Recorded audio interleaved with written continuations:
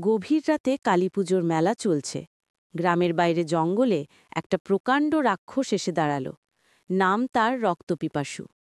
লাল চোখ, দাঁত বের করে হাসছে, গলায় মানুষের মুন্ডের মালা।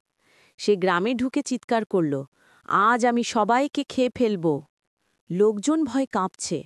হঠাৎ আকাশ কালো হয়ে গেল, বিদ্যুৎ চমকাল, মা কালী প্রকাশ্য হলেন, জিহ্বা বের করে, খড়গ হাতে, গলায় মুন্ডমালা। তিনি রাক্ষসের সামনে এসে দাঁড়ালেন। রক্তপিপাসু হাসল, তুই একটা মেয়ে ছেলে, আমাকে মারবি? মা কালী হাসলেন, এক লাফে রাক্ষসের গলা ধরলেন। খড়গের এক কপি মাথা আলাদা। রক্তের ধারা পড়তেই মা নাচতে লাগলেন তাণ্ডব নৃত্য। রাক্ষসের দেহ ছটফট করছে। মা তার বুকে পা দিয়ে দাঁড়ালেন। গ্রামবাসী চিৎকার করল, জয় মা কালী।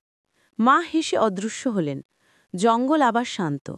শুধু রাক্ষসের কাটা মুন্ড পড়ে আছে, চোখে এখনো ভয়।